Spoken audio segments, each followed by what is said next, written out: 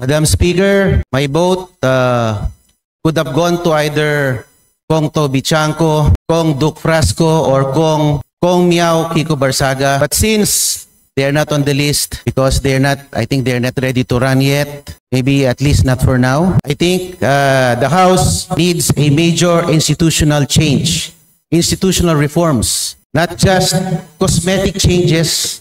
We are not honoring anyone Point of right order, now. Madam Speaker. We will proceed with the election. Point of order, Madam Speaker. Section, please proceed.